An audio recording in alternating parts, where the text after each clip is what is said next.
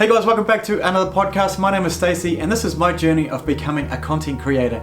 Today's guest is Bun from Satay Noodle House in Papakura, South Auckland. And today we talk about things about like his family history and even the challenges that they had just to coming to here in New Zealand. As we also talked about business, content creating, building a community and so much more. Starting from humble beginnings, he's doubled his revenue just within a few years off the back of storytelling. If you're into small business and wanting to know how to build a brand or even a community, this podcast is definitely for you. I'm going to be putting out a bunch more content like this, as well as vlogs, tutorials, photography tips. If this is something you're into, it means so much to me if you hit the like and subscribe button below. I really want to bring people value, and hitting that like and subscribe button really gives an opportunity for the channel to grow and also get this content in front of others because I know that they'll get some value out of this. So thanks so much again for watching and listening. Let's get into it. For the weekend, getting blinded by the lights on the rise as we cultivate the finer things in life. Hard on ice, ride the waves till we evade the sharks and escape the past. Trying to see the wasted time taper off like weight loss. Staying source with the poets, stoic under pressure till I quote this. You know it is the GOAT. Only winners standing on both sides, cause when the tide lifts, all boats rise. Now look alive. Hey guys, so we've got Bun here today from Satay Noodle House. Thank you so much for having us into your amazing spot, bro. Anytime, I've seen a lot of it on anytime. social media. I'm sure a lot of people have as well. It's cool to be able to sit in your space and just hear your story about Thanks for being how here, you've brother. grown, hear your business and what you're all about. So bro, I just want to hear a bit about you, bro. So introduce yourself, Cool. let us know what you're up to, so a little bit about your story and go from there. Mad. Okay, Bun Leng, 32, engaged. But yeah, anyway, business owner, family business, Satay Noodle House in Papakura. It's been here 21 years. I took over 2011, so 10 years ago, parents retired 2017. So 2017 is when I've been able to have full freedom. And since then, it's been a journey. You know, it's been crazy, but it's been a lot of fun. But yeah. Awesome, bro. That's awesome. And we'll dive into a lot more, but before we get into it, as we usually do, bro, we'd like to have a grateful for the day. Awesome, so yeah. before we start the kick off the potty, You know bro, the what's your rules. podcast? Oh, what's your podcast? What's your grateful for today? Bro, always grateful when people just want some of your time.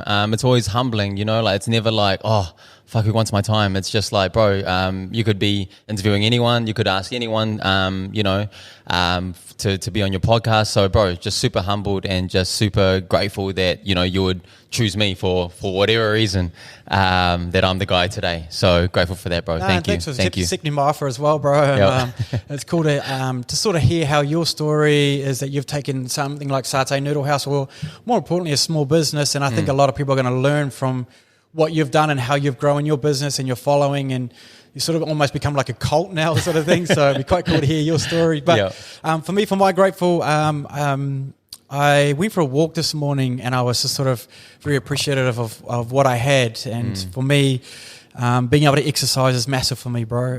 It helps clear my head. It gives me better thoughts. It makes me a better person. Yes. And I saw on Instagram just recently this guy by the name of Brad, and his last name, I lost his last name at the moment, but he used to be a kick-ass wakeboarder. And he had this horrific accident and now become, I think you call it like paralyzed, but he's from the neck down. Is it paraplegic, something like that? I think that's it. Can't even use your arms, can't use his legs. So I can only imagine what it would be like, you know, one day just enjoying the world, you're killing it, and then next thing you know, you can't even, you know, scratch his face. So Man, that's crazy. Yeah, so things like that. And I can remember I heard a saying one time saying, I used to sort of feel sorry for myself for the raggedy shoes that I had, until I met the man with no feet. Wow, and that sort of puts things in perspective as well, you know, like sometimes we just got to appreciate what we do have, Definitely, rather than not what we don't have. And so it's easy to sort of think like that. So anyway, that's my grateful for today. Deep, bro, so deep. But again, thank you so much for jumping on the potty, and I'm excited about this one, bro. Anytime, brother. So what I mean, you've told us about who you are, but let's dive into a little bit more about your background, bro. Like how did you get into being here at Satay Noodle House? I know it's a family business, so if you want to sort of take us back to when your folks sort of had it and how that go. Even just how we got here. So it's something that I've spoken at length on Instagram, and that's actually how we got our first kind of how we blew up first. We got a segment on The Project, TV3. But it was just me talking about our story, just how mum and dad not even with the business, just to be here in New Zealand was already like a blessing. So it's called the Khmer Rouge. I'll just dive into like the family story of it a little bit. We got time, eh? That's right. Yeah, heaps of time. So, bro, Khmer Rouge is crazy. It's like a national genocide. So imagine, I think the population at the time was more than what we have in New Zealand. So imagine like Jacinda coming, it's like a military coup. So they basically like, they take over the whole country and then they round everyone up. They're going down in tanks down the streets and you got to come out. You got to come out. Okay, yep, pack your bags. And then they're gonna run through every household. Every household, you take whatever you want to take, but you're only taking a bag. That's all you fucking got. And then they're putting everyone into like concentration camps and then force them to work. Don't feed them much. So I think a quarter of the population died from like starvation. So I was like, bro, just like real shit. Crazy shit that, yeah, bro, it gives me like the shakes when I think about it. So that lasted for about 4 or 5 years of them just working every day, just like working slave labor, and they just were going hard on agriculture. So manual labor, they killed off everyone who's like educated or who was involved in government. So if you're like a teacher or something like that, they'll kill you off. So a lot of people had to lie, had to say like, nah, is it blue collar? Is that when you're like a worker or something like that? I think it's blue collar. A lot of people just lied and just said, nah, I'm a blue collar worker and stuff like that. Just to get by. But man, every Cambodian that was a life, and it was only in 1970 to 75, I think it is, or it could be 75 to 80. No, I think 70 to 75. So it's not that long ago. Like it was literally, I'm 32, so Dad was about the same age when he was going through it. So that's like me going through it right now. You know what I mean? So in terms of, like you said, bro, perspective, every day I'm just like, bro, like I complain sometimes like on the day to day, like, oh fuck, I got to do like a 12-hour shift, bro. That's like, that's kiddies compared to, doing like a 15-hour and not getting food, not getting paid. Like every day is literally survival. And bro, had so many stories where like mum had to like overnight just try to like steal rice because if she doesn't, she's gonna die. And if you get caught, boom, you're taken away to die. Wow. They take people away all the time. You see dead bodies all the time because they just die of starvation. So it's just it's just crazy. So how did they? It must be a touching moment, bro. It's just man. It's just crazy. So how did they then get from obviously over there to and also make, because New Zealand's not just down the road. Like how do you get? Was this back in the 70s or? Long story short, so I think they got here at about 1980. So from 75 to 80, I think US or I don't know too much about the history, but US or that's when like the Vietnam US war or something like that. But anyway, from after the war finished and stuff like that, they then just jumped around refugee camps, and that's another story in itself. You're fleeing from refugee camp to refugee camp, often overnight, and then you're held at like knife point, gun point. They got robbed like 3 times in their life. So first one was the start of that Khmer Rouge. They take all your valuables. So the baddies take all your gold or whatever. And then after the war ended, they worked and stuff like that, and they were like, "Oh man, we just need to get out for more opportunities."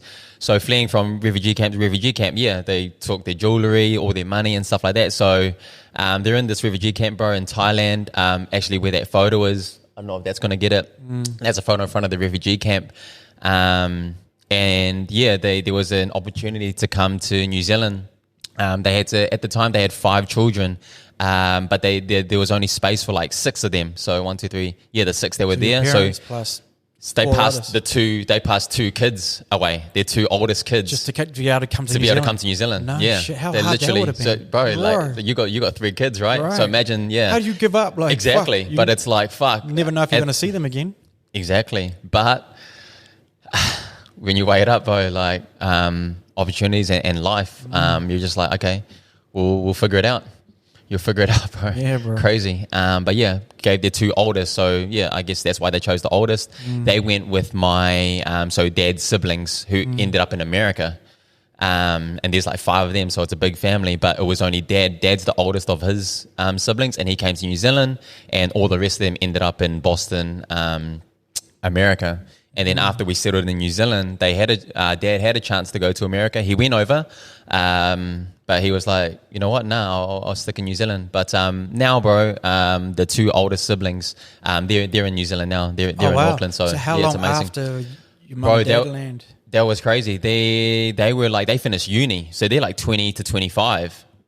Grew up in America, and somehow mum and dad got them to move their lives over. I think they were like in relationships and shit like that, bro. But I don't know what they said, bro. But yeah, they somehow got them to move their life to New Zealand. So we're all together now, bro. We've got a sister in Dunedin. That's one of the oldest ones.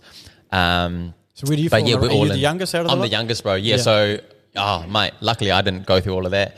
I'm the lucky child, bro. The accident, but I'm the lucky one, bro. I was born in Dunedin, but yeah, I was born here. But it's funny, bro. Like, even though I didn't go through that stuff, because my oldest brother remembers a lot of it. Going from refugee camp to refugee camp, he remembers a lot of it. But even still, bro, for some reason, I'm just been managed to, and I'm lucky I have, just to maintain that perspective, just that gratitude. I think it was that first trip that I went to Cambodia. I was about 10 years old, and that was kind of like the first, like, when I got there, I was like, fuck, like, these kids have it different, hey? Like, it's different here. You know, like, I guess when you're not exposed to it or anything like that, you don't know any better, right?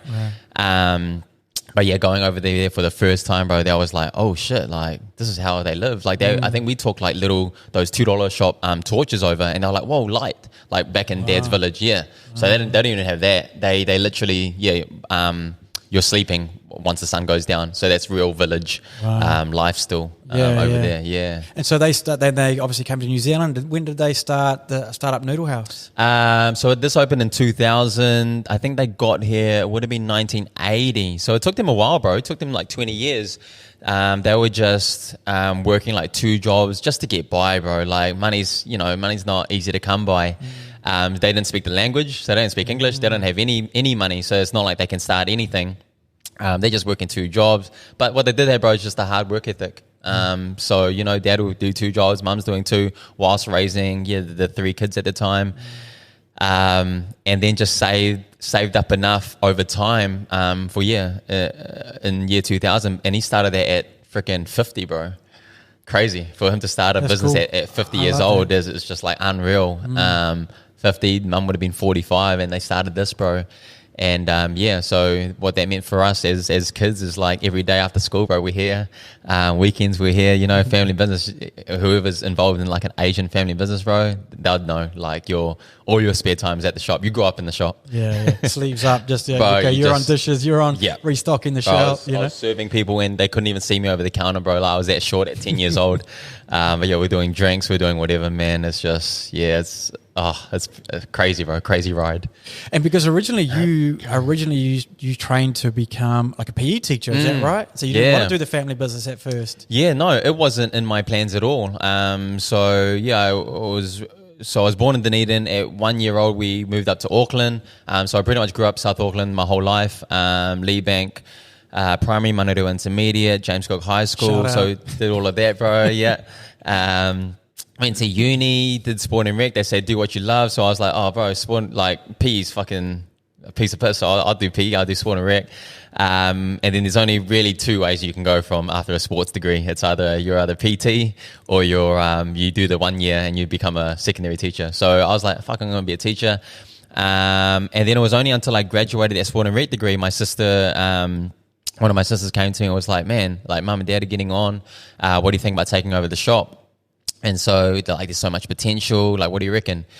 And I was like, you know what? Yeah, actually, like, we give this a crack. But then last minute, she pulled out for personal reasons. And so I was like, fuck. I ended up just taking over by myself, which meant dad probably stayed on longer. So that was 2011. He ended up retiring at 2017. And he's like, would be maybe 70. So he's like, well past that 65 age.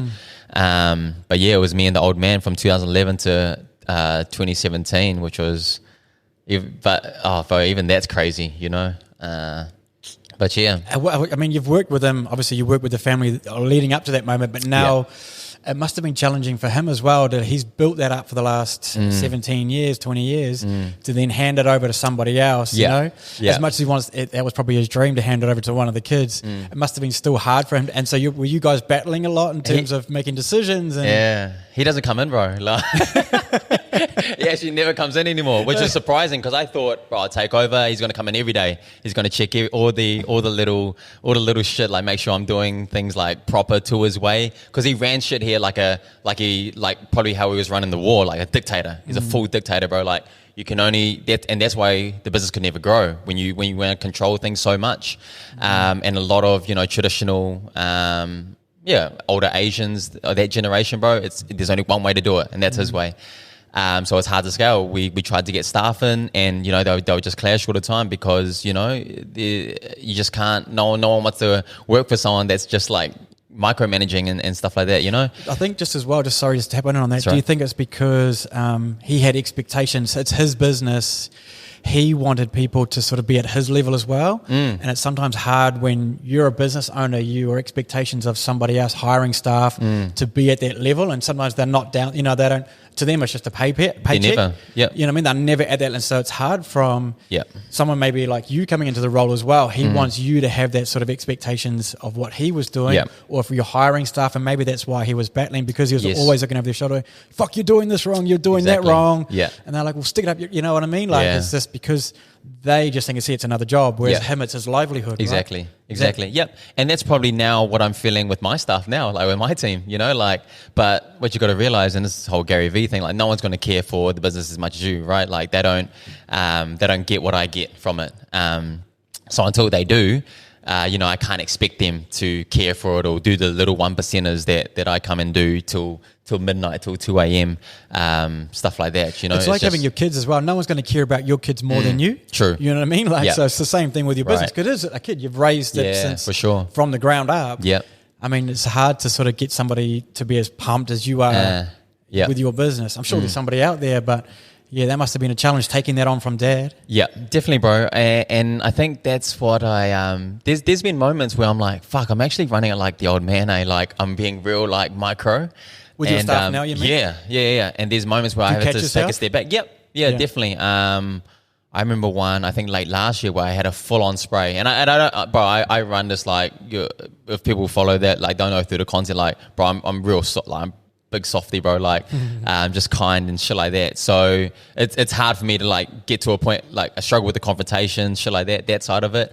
But there's a moment where I did have I had a little spray, bro. I had a little go at them in terms of standards and shit like that. And then, I think the realization was just like, hey, you know what? Like, I can have those standards, but there's obviously a line, and maybe I was over the point where I'm expecting too much. Like there's a Gary Vee thing where he says like they don't work for him, he works for them. You know what I mean? Like he doesn't expect anything of them, because at the end of the day, if they don't do X, Y, Z, he's the one that fucking hired them, right? So so it's just taking that accountability back, bro.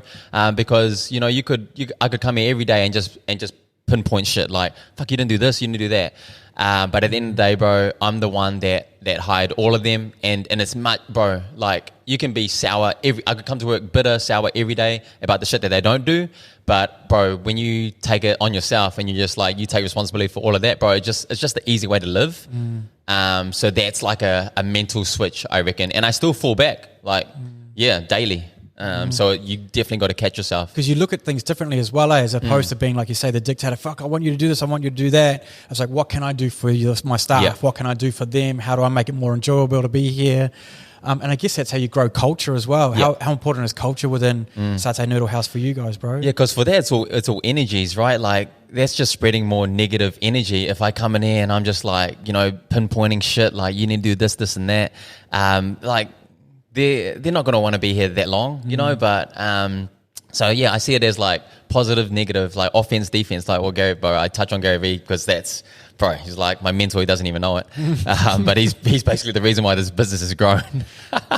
But sorry, bro, what was the question? No, but so exactly that. So Culture. Gary Vee has taught a lot of people about how to grow your business. Yeah. And community for him is massive. So like, how do you've grown a community? I mean, you've got almost 10,000 on your Instagram page, which is not, I mean, if you look at other noodle houses, I'm not too sure if that's about the average, but I think it's because you provide value. If not value, then it's entertainment. Like the videos that you create. Yeah. Like you always like the Sean Johnson one, for example. That's just entertaining. Yeah. So how do you? What was that? Is that a strategy for you? What's your strategy? How do you grow a community? If someone was a small business, so I'm trying to give the audience value. Some value. Yeah. How do you, as a small business, grow your community? Yep. What's some good strategy you've used? So obviously there's a million ways, and we could touch on, bro. We can get into everything, let's bro. jump into it. But you can obviously, because some people don't want to be the face, you know what I mean? But for me, as a small business, you don't have money. So we don't have money to get influencers, or to get people, oh yeah, let's do a little photo shoot. Let's do we don't have money for that, right? So at the end of the day, hey, I'll just do it then, So I'll be the guy, I'll be the face of it. So then it's just I just started putting out our story. So the family story. Why is this place even here? I'm a terrible salesperson, bro. I'm more branding, I think, if we're going to talk strategy. Not that I actively think about strategy, but I'm way more branding. If you look at my content, bro, I hardly sell. I feel super uncomfortable selling. So a lot of mine is just like what Gary Vee says, educate and entertain. There's just two pillars to it, right? I'm actually not even a cook. I don't even like cooking. Oh, we got an exclusive. We got an exclusive. We'll cut that out. No. So my passion is I like getting, my job here is to get people through the door. And then the machine does its things, the cooks do their thing. I get people through the door, bro, and I create the vibe and stuff like that. That's where my strength is. That's what I like doing. I like serving. I like, doing all of that stuff. So in terms of the content, it's just educate and entertain. And that's way more branding, and that doesn't show anything. So when it was with me and the old man, he struggled seeing, because I was on my phone, and he's like, fuck, you're always on your phone, you should be doing work. But that phone was the reason why this shop's grown to double, triple than what it was when he left. So I'm getting on a tangent. So back in his day then, so how was it? I mean, obviously there's 20 years fucking difference between he was doing it. In terms of what was his strategy in terms of trying to create exposure or grow the community or let people know? Because like you say, you're trying to get people through the door, right? That's your biggest goal. And it's like giving jabs, like Gary Vee says, right hooks. If you can give more jabs than right hooks, you're on a good thing. So how was he doing it back in the day? Bro, we spent $0 on marketing.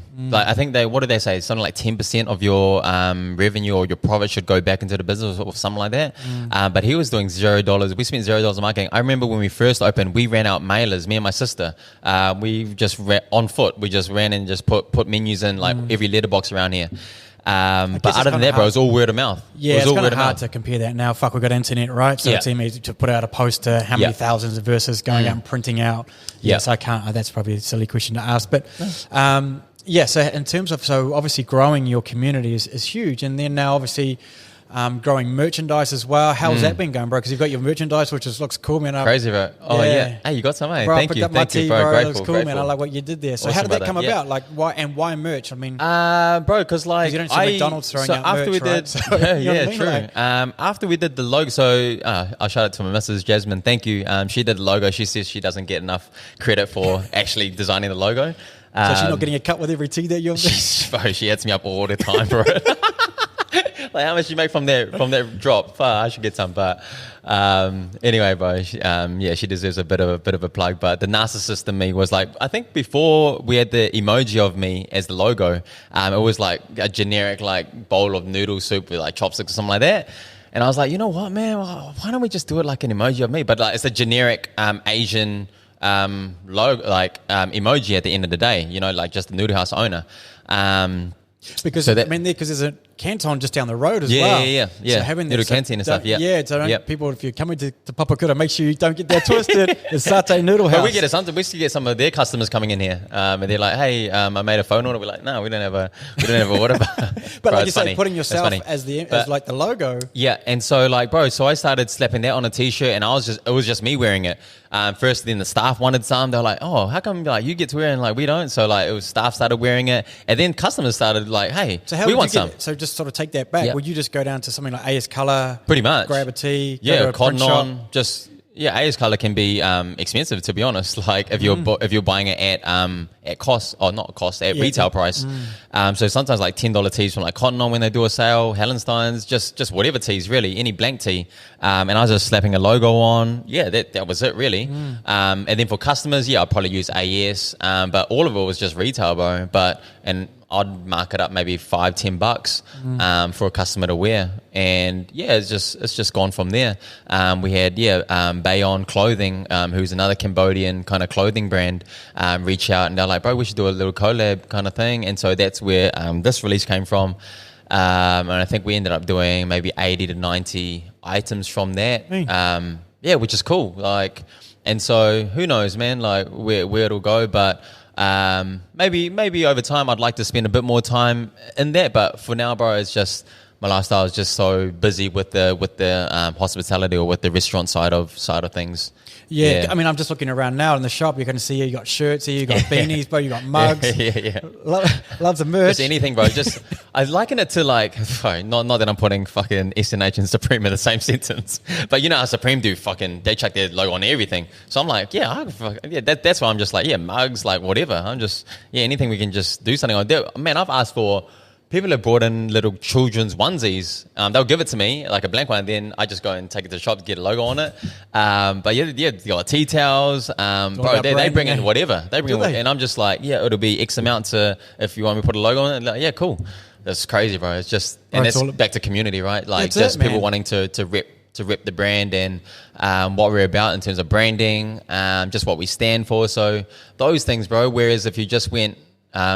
if you went sales and all of that, bro, you know, there's no kind of significance or sentiment or meaning behind anything. Exactly right. And if you can't build a culture, you know, you can build something you connect with. And I think a lot of people, I remember saying this before and with a podcast with Ice, is that people buy from people. You know, how many noodle houses are around the country, around the world. What makes yours that people will travel to come and see you?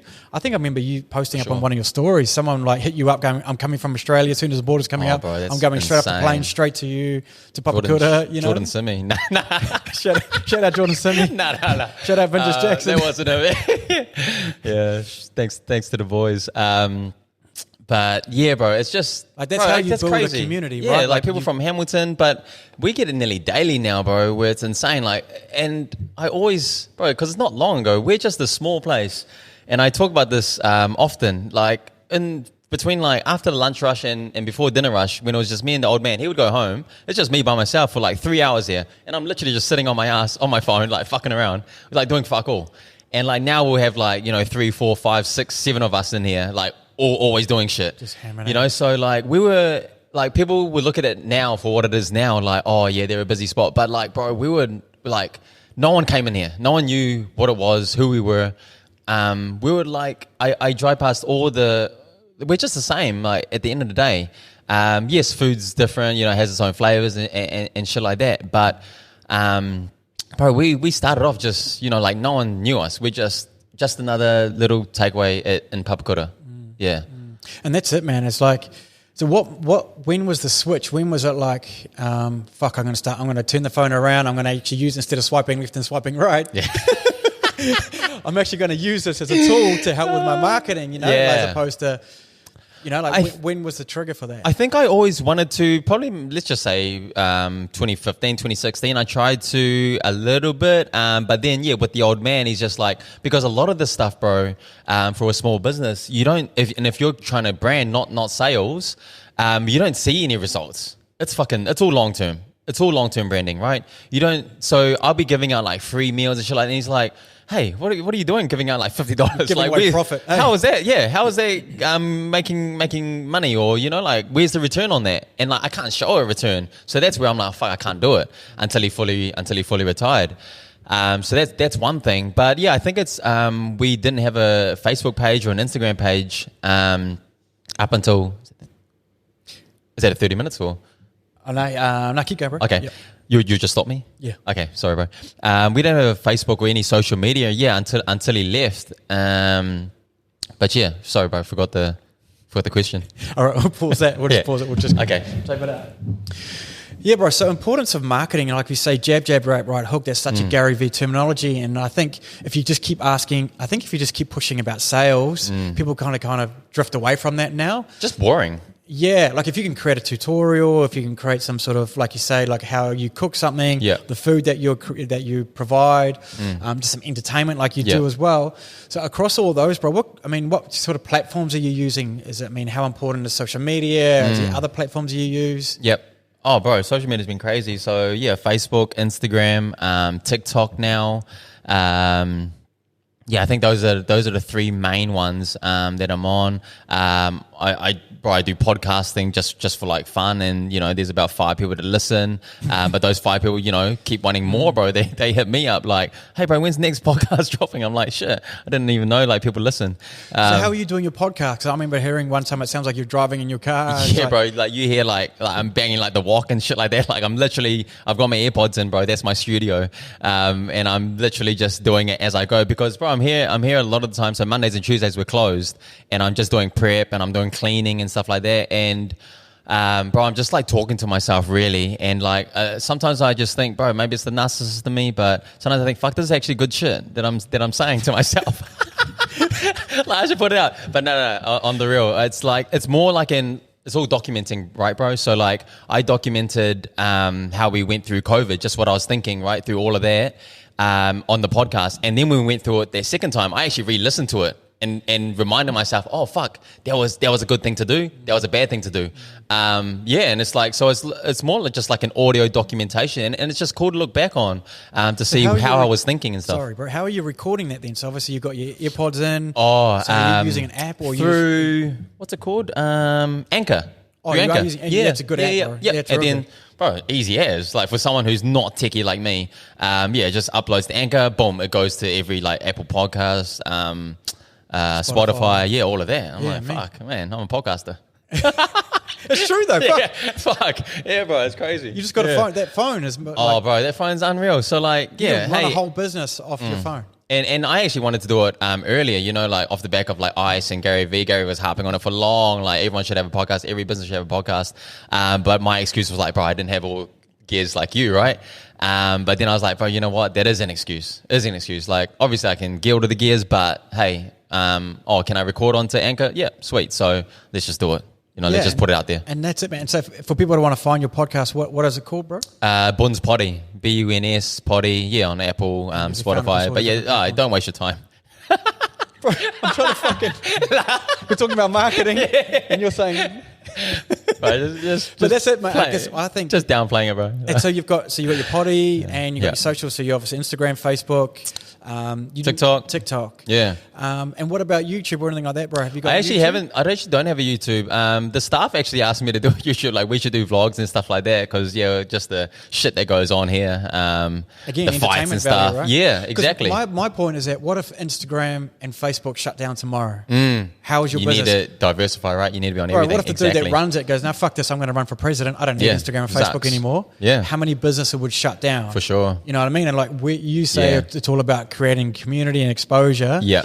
If those avenues were shut down, true, how would your business survive tomorrow? Yeah, I'll make a YouTube tonight. No, I'm straight up. But what about a newsletter? True. Have you got an email? Bro, there's so many things, right? Like I know you're only one person, so it's I know it's hard, man. I know exactly what it's like. But I mean, these are just ideas to think about. Yep. Even like text mail lists, right?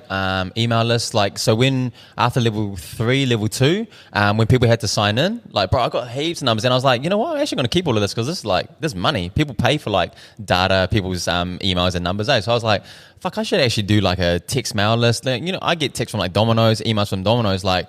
If I was smart or if I had the time or if I wanted to, I should be doing those lists and shit like that. Because I guarantee you now, you know how it used to be? It used to be email lists. Every time you got an email, you'd open it and read it. Yes. But now you're just getting spammed. You just end up deleting half of them. But with a text, it feels more personal. Definitely. And you answer that straight away. Yeah. So I reckon text, man, this is where I reckon anyway, if you've got all those text numbers and you say, hey, look, today we're having a special. Yeah. You could, and I'm just running off the top of my head. If you can say we've got like a soup, let's say a chicken soup, $10 or whatever, $10, type back yes if you're keen. Yep. And then boom, they say yes. Mad. You've already got their contact details. Yep. So then they can either do a pickup or you can, I don't know, do a drop off somehow. You got one of your crew racing around dropping off. I don't know if that's economical, but or they can just type in yes and then you just do it pick up only. Because, for sure, bro. Because people will like, especially if you hit it, drop it about 4 o'clock. Yeah. Or, like 2 or, key times of the day. For sure, yeah. That could be something you might want to look into. There's so many things, bro, I think people respond more to a text than anything else. And if you've taken it saying, we've got a $10 special, just type back yes, or we've typed it, all they have to do is 3 letters, YES, and then boom, you've got an order. Yeah. They don't have to fucking go, what should I have for dinner tonight? Go through the menu, call them, pick it up. Yeah, true, bro. You've eliminated its convenience. Bro. It's all convenience. Yeah. And that's what marketing is, right? Like it's all about how do you make it convenient. And that's why do you think, like if you've got somebody that looks at your website, like I'm talking about like if you had a clothing website, right, and then you click on that page and then all of a sudden that product on that page follows you around. If you're on Instagram, if you're on Facebook, it keeps popping up. Yeah. It's because of that. You're making it convenient for them. Or if you've put something in a cart and then you get an email later on saying, hey, you've forgotten something. Yeah. Oh, yeah, fuck it, I'll just buy it. Click now. So I think that's what... It's crazy what you can do, eh? Like, bro, that shit, honestly, for me, goes over my head because, I'm not at that, like, let's just say, I'm not at that level. But, bro, it's just amazing just what the internet can do, eh? Like, and you can do it all from your phone, exactly. iPad, man. You don't need There's to so be many fancy. levels, bro. Yeah, bro, definitely. Hey. Is that something like I think a lot of businesses sort of struggle with in terms of when, like, for example, COVID, right? The first thing that people do is they pull back their marketing spend. Yep. Where I think you've got to increase your marketing spend. You've got to keep being in front of the consumer. For sure. Look at the way that COVID came about and all of a sudden retail stores shut down. Like and you guys were affected as well, which I definitely want to hear about. Yep. But if someone became online, so that's when marketing and content should just really crank up. Yep. In terms of getting in front of people, how can you make it more easy? And just by clicking on one button to purchase something, you can do that now on Instagram. Just by saying, you can tag your product, just click on it, buy now, so you can do that sort of features. I think now I remember a mate of mine said to me the other day, he went to a conference and talked about online and the power of digital. As COVID sped up online probably by about 5 years. Yeah. Where we are now would have taken us 5 years to get to eventually. Crazy. But because what we've come through, we're going through, it's increased it a lot quicker, and meaning the way that people shop online, as I mentioned before, Sydney's gone back into lockdown. Crazy. How do you still get your product to them? Retail stores are shutting. Yeah. So that's what I want to know about you guys. I mean, we talked about, you said you kind of enjoyed COVID purely just got some downtime, but how did you survive through COVID, bro? Do you think you were, how did you get through it? Yeah, for sure. Like, I think first and foremost, like, hey, it's a business. You got to see if you can survive financially. So that's the first thing. So obviously was the government subsidy. Obviously that helps. So as long as myself and my team are looked after, sweet. Like that's the first foremost. Then once that's sorted, hey, we got some time off. But then after the first day or two, I'm like, okay, you know what? Fuck, this is actually an opportunity here. So as soon as that mindset shifted, like, okay, we've got an opportunity here.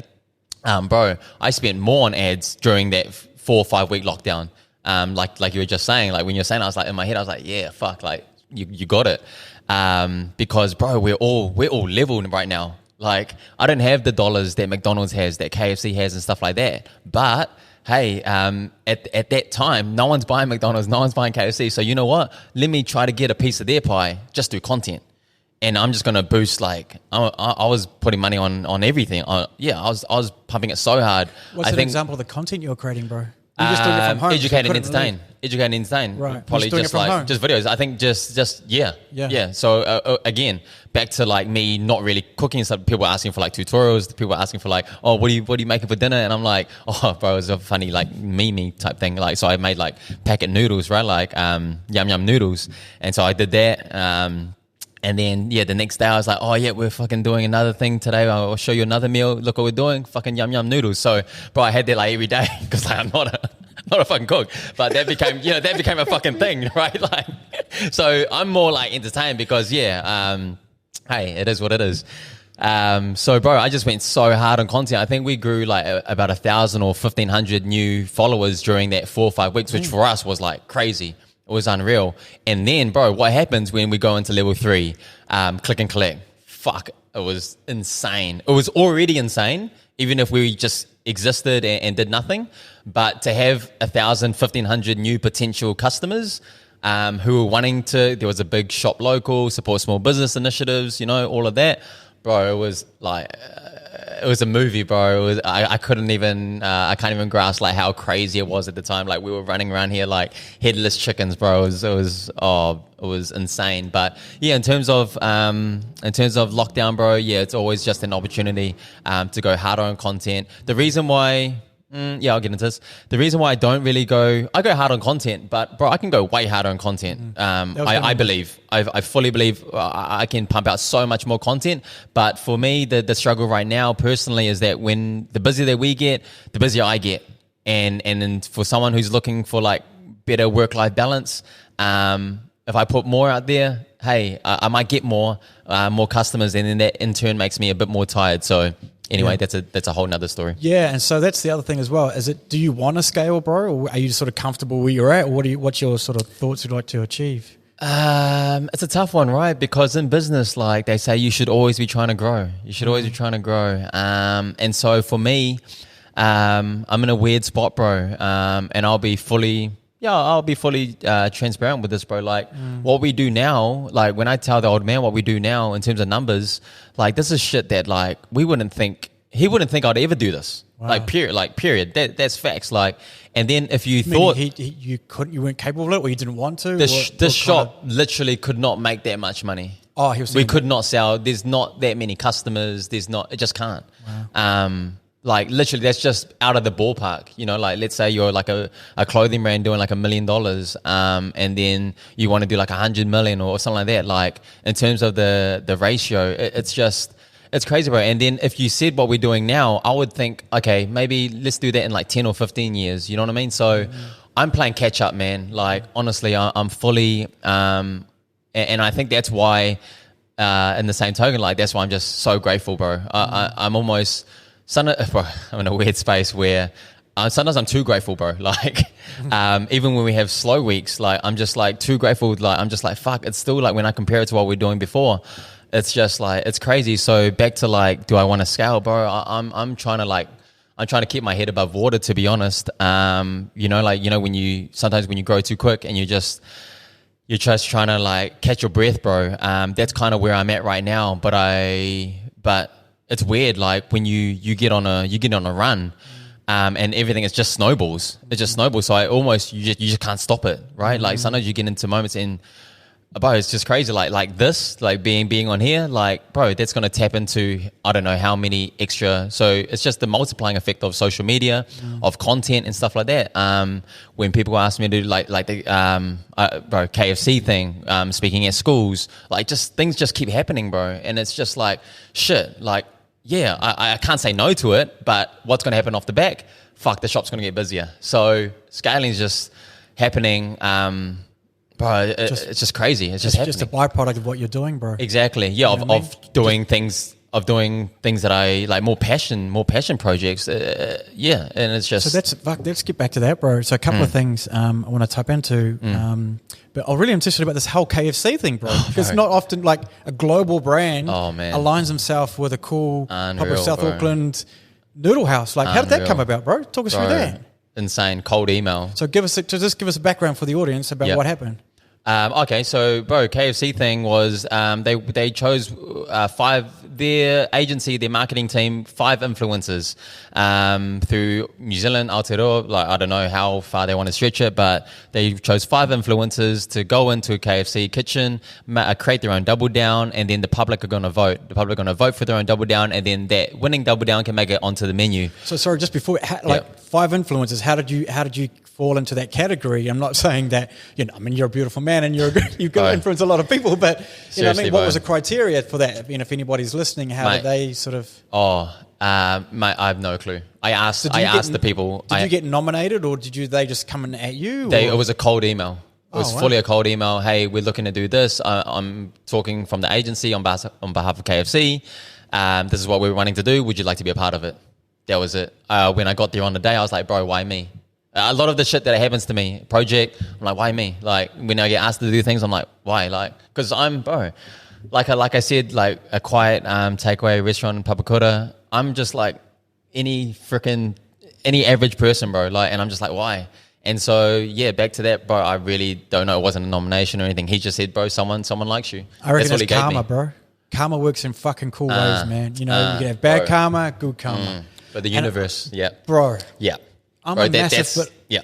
massive believer. You get back what you put out. Yeah. If you see the world through negativity, oh, man, I'm always getting red lights. I'm always missing out on this. I never get that, bro. Oh, that dude's lucky. I never get to, or be like, fuck, I'm grateful for today. Yeah. I mean, like in that way, you're like, oh man, you just think to yourself, oh, I hope that person there has a good day. So real, Something man. simple like that, or holding the door for somebody. Oh, no, you go in before me. So real, but you can't measure it. Bro, You can't measure that shit. but it comes back to you, exactly, man. Exactly. And it's weird because quite often, especially as young people, like you're measuring everything. You're like, okay, if I do this, I should get this from it. And then when you don't get it, you're mad, you're right. But like, Expectations. it's weird, bro. Yeah, it's weird. Like, oh man, and I get goosebumps whenever I get into this. And I often talk about it on content. But fuck, the universe is just unreal, bro. And it is true, bro. Like I think it's just off the back of all the shit that I put out. In terms of like whether it's giveaways, whether it's like at-risk communities that I've had. Yeah, so free meals. And I hate, I don't want to, bro, because I know like the negative connotations of people listening, like, oh, yeah, fuck, he just did it, and then some good shit happened to him. Like, it's not like that. Like, it wasn't for that, like. But yeah, it's Your just, parents give you perspective, though, bro. Yeah. You know what I mean? Like you can never complain again. Like no one should ever complain. Like, yes. Fucking look what your parents went through for sure to get to, to create your happiness, right?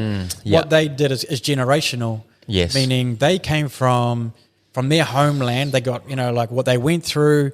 They're not going to see so much of the rewards. Well, they have, but it's generational. It's going to be their kids, their grandparents, their grandkids, their great-grandkids. That's what I'm talking about, generational. That's so true, bro. They're going to see the benefits of them moving and getting away. I've actually never thought of it like that. Yeah, man, that's facts. Yeah. So sometimes what we do is, like, people just say, oh, you're just doing it because you want something better in return. Fuck, like, what you've come through, man, like, I think everything that you do is because I just want somebody else to have a better day today than it was yesterday. Me doing this day in, day out, even if none of this happened, bro, it's all a gift. Like, and people, when I say that, it's like, oh, easy for you to say, shit, the normal shit, bro. Like, but fuck, it's like if you and I've learned, bro. I've learned you got to have thick skin. Like, the more content you put out, the more shit you put out about yourself. But I've learned to. Is there anything that you won't put out, bro? You're quite open. You're quite an open book, I'm pretty transparent, bro. Is there stuff that you probably don't want to put out?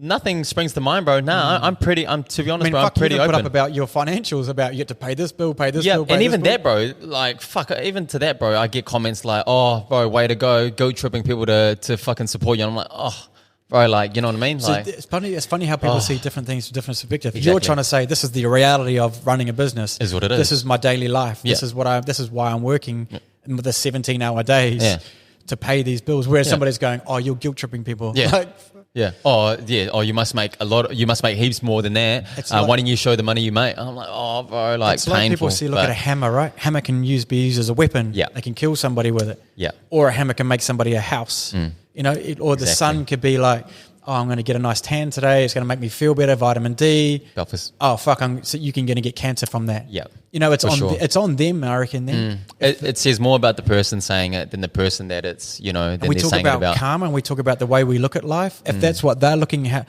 sometimes you got to feel sorry for them. Oh, for sure, bro. For Meaning sure. that, like, if they always see then, oh, you're only doing that because of that, it's like, oh, okay, I feel sorry for you because you're only give seeing the them love. negative. Yeah. Just wish them all the best. Oh, might little troll them here and there, but Little troll that, bro. I've fucking seen your replies. But after that, bro, we move on. It's like, hey, bro, all the best. Yeah. Yeah, man. It's funny how when I hear people giving hate, I always wonder where it's coming from. Obviously, they've got some tough times in their life. Fucking bro, talk about the Warriors. You're wearing the Warriors cap, right? Bro, every time they lose a game, the hate that they get. Yeah. You know what I mean? It's crazy. But then again, it's on them because they're the ones, obviously, they must be in a hurting place to be able to do that. So, it's all about giving, looking at different things, different perspective. Yeah. And karma, man. I'm a big thing about that. So, bro, so we've talked about a bunch. I know I know your time's valuable, bro. So I don't want to hold up too much of time. So maybe just a couple more questions. But again, I like bringing value, bro. Where do you Yep. see like where do you see the next level of marketing going? You know, it's all about jab, right, hooking at the moment. You know, Instagram, Facebook, things like that. Do you see the trend of marketing shifting to another sort of direction, or what's your thought? What would your next goal be, or program or plan or thoughts about marketing? Bro, I really.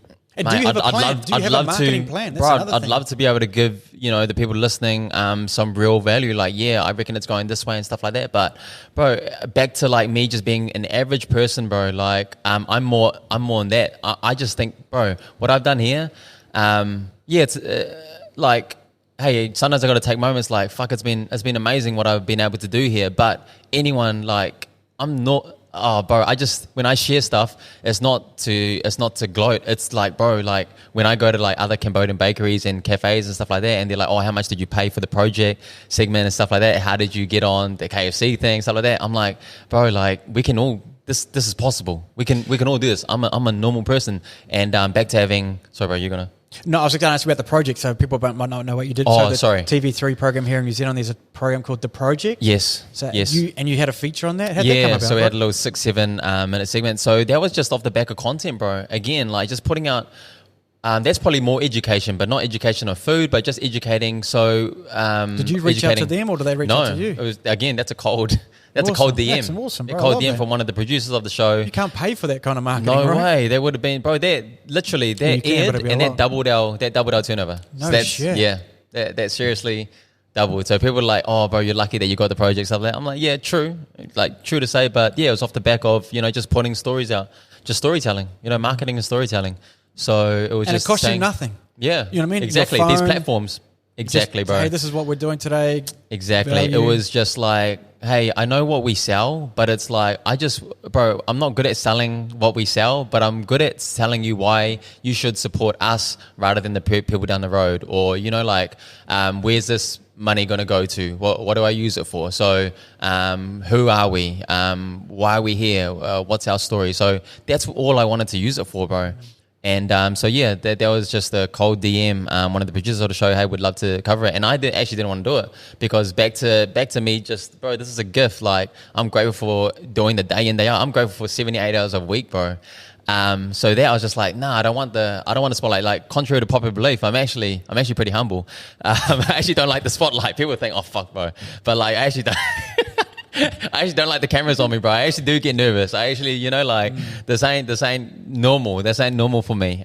Me talking to a phone is so different than me jumping on interviews, jumping on TV and stuff like that, radio, whatever. But I wasn't going to do it. I asked my audience at the time, my community at the time, man, do you think I should do it? And then when they started saying, bro, you got to do it for your family. You got to do it for like Papakura. Like it's going to like put us on blast, like they're going to represent. Bro, the whole, camera crew, TV crew. You got to do it, bro. They're going to get the strays. You're putting it like a little Asian noodle house on the map. Like that's fucking cool. And so when it was all of that, bro, I was like, oh yeah, fuck, I got to do it. But that was like super uncomfortable. I was super, like, they followed me around for a whole day. But yeah, when you do it for things like that, bro, it's like, okay, I have to do stuff like that. So yeah, bro, that's what the project was. And I always think about like, and it's mentioned before, if they took away Instagram and Facebook and things like that, that's, like how would your business survive? Yeah. And I always a believer in multiple streams of revenue. True. You've got Noodle House as one stream. And I was just thinking, do you do any online, have you got any Crypto ideas? and stuff like that? Or? Have you had a thoughts about providing online courses? Right. No, bro, not to be honest. Example to be honest, no. Fuck, you should create your own online how to run a small business course. True. And people run it through Teachable. Right. And what it is you can teach people how to run a small business, whether it's a noodle house, whether it's a t-shirt shop, whether it's whatever, because you know everything, right? Yeah. You know the back end of it, meaning you know how to pay bills, you know how to talk with suppliers, you got about planning, because obviously you got to plan for your food, you got to know about staffing, and then the front of house you got to know how to get the customers in, about marketing. But if you bundle all that up and then put that into a course, and you could charge maybe $1,000 a course, right? And people all around the world will learn how to run a a small business, and Yep. that could just be, imagine if you could sell, I don't know, 10 of those a month. Yeah. It's 10 grand. Crazy. You know what I mean? Like without having to do, you record it once, Smart, you film bro. it once. Yeah. Oh, fuck, camera's just gone. You record it once, and so then, and then you can sell it over and over again. So, Yeah, bro, that's actually a great idea. because you're back working to- hard at the moment. You're working 17 Yeah. hours, days, Yep. 80-hour He's gotta- weeks. yep. How It's do like, you what's sort next? of? And you want that. You talk about balance in life. How do you still maintain an income? Yeah, But reducing your hours. exactly. We've got to get smarter about it. Yep. Yeah, And I yeah, think yeah. that's the next challenge, bro. That's the next frontier for me. So, well, originally we were like 7 days. So every year I just dropped down. I went to 6 days, and then 6 days went to 5. Next year might go to 4. Who knows? But I guess that's how I'm trying to catch my breath. Is just like, okay, fuck, I'm just going to close another day. But yeah, bro, very true. Yeah, look into that, bro. Look at the definitely. Teachable app. It's super easy. Yep. I've done a little bit of research myself because I think there's definitely an opportunity for another That's stream actually of revenue. Ghana. So, Yeah. Nah, for sure. I just thought, bro, I thought I'd speak about this to the missus, like when we were just doing ideas and shit like that. Like, man, because I drive past, I go into like bakeries, go into like little butchers that are pretty quiet, you know. And I'm like, man, if I ran this, like, I feel like I can make it busy. And that's not. But maybe it's the South Auckland to me. Maybe it's the tall poppy, like the reverse tall poppy. Like I hate talking about myself like that. So that's why I don't think of like, oh yeah, I'll do a course. But yeah, I just think, bro, like I can make this place busy. Like or if even I was to- consulting, like if someone can't True. afford Yeah. $1,000, imagine if it did, an here's what hourly you can rate. do and You know, you can say, hey, look, I'll sit down with you for an hour, or you Yeah. put your services out there saying if anybody wants to, I can help with you in any way. You know, that could be an idea, bro. For sure. Yeah, Yep. yeah. Yeah, Just thinking man. of different Hey. ways to help. Watch your space. Yeah, man. Yeah. Bro, thank you so much for your time today, man. I mean, it's fucking been cool. So I really do Cheers, appreciate your time. Thank so you. I Thanks wish for being nothing here, but the brother. best for you, bro. And Thank you. yeah, thank you for sharing your insights and your journey and entertaining us. Thanks, bro. And especially Grateful. for your feed from the non-chef. Thank you, bro. Bro, thank you so much. Appreciate it. Bro. Cheers.